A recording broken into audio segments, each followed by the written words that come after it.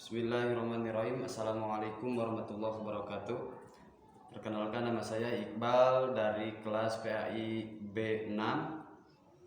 Saya di sini akan mempraktekkan mata pelajaran fikih tentang jinayah dan juga hikmahnya.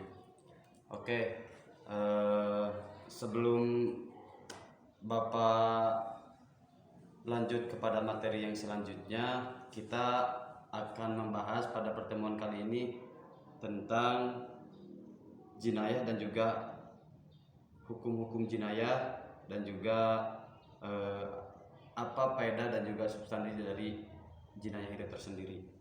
Oke, baik anak-anak, sebelum kita melanjutkan pada pembelajarannya, lebih baik diawali pembelajaran kita kala ini dengan bacaan basmalah bersama-sama. Oke, untuk baca doa, kami persilahkan kepada KM untuk memimpin doanya. Silahkan. Oke, baik.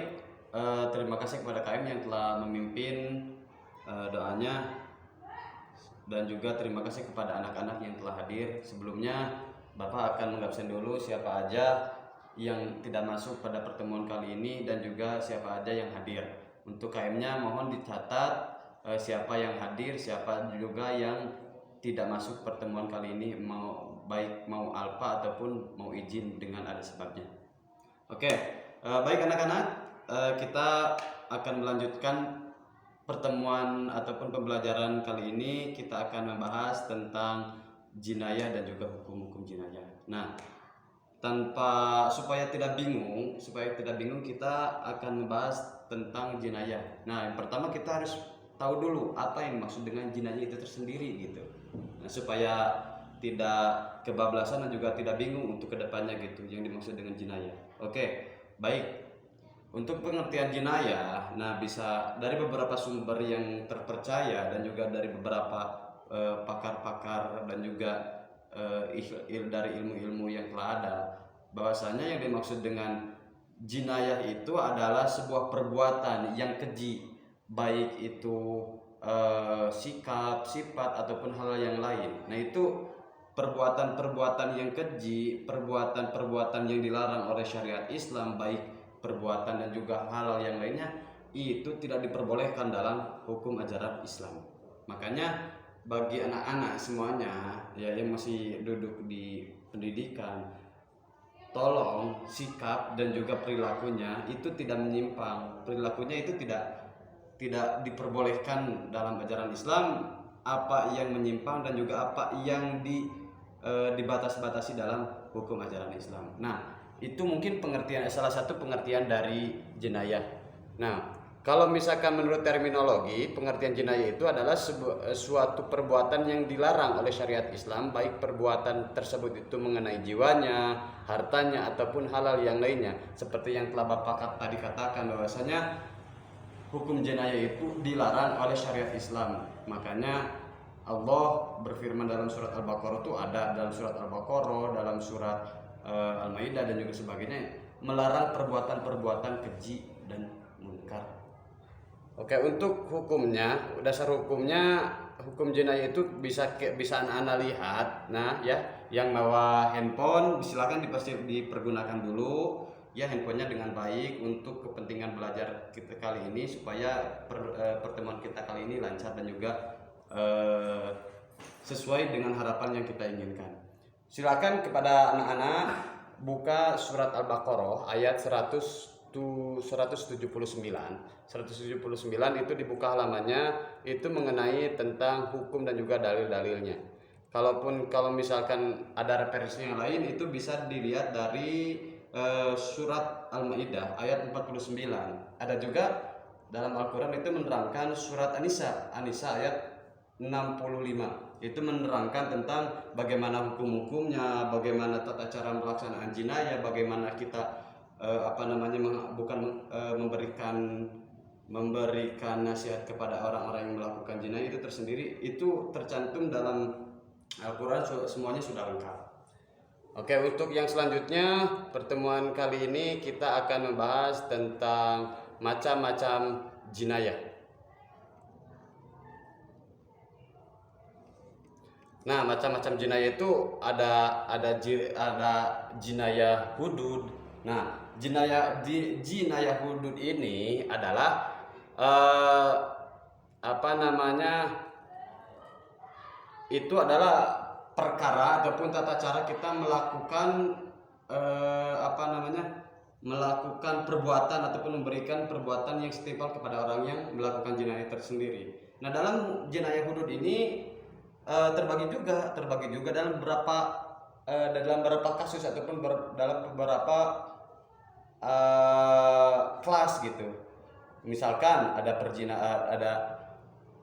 jinayah perzinahan, ada jinayah meminum minuman keras, pencurian, perampokan, pemberontakan, dan juga murtad. Nah, ini yang tadi disebutkan itu bisa masuk ke dalam jinayah hudud, yang artinya perbuatan-perbuatan tersebut itu dilarang oleh agama, dilarang oleh negara, bahkan itu bisa merusak ke dalam diri sendiri gitu. Kalau misalkan nih kita contoh orang-orang yang minuman keras itu, kalau misalkan kita minuman keras itu otak sarafnya itu 40, pas pertama kali minuman keras itu 40% 40 urat saraf yang ada di kepala itu langsung putus. Makanya kenapa oleh agama ya anak-anak, oleh agama itu dilarang minuman keras, sebab itu bakal bisa memabukkan. Sedangkan orang yang bisa memabukkan itu pasti bakal hilang akalnya, makanya bakal kena dengan bahasa istilah apa namanya, sinting, gelo, dan juga sebagainya. Makanya dilarang oleh agama, dilarang oleh negara, bahkan tidak ada manfaatnya untuk diri kita gitu. Makanya dilarang untuk perbuatan-perbuatan yang seperti itu. Oke, untuk yang selanjutnya itu jinayah, untuk penghukumannya itu ada perbuatan. Untuk selanjutnya itu dalam perbuatan hukumnya perbuatan yang disengaja. Perbuatan di sini ada tiga karakter. Yang pertama perbuatan disengaja, yang kedua perbuatan perbuatan semi disengaja, yang ketiga perbuatan tidak disengaja.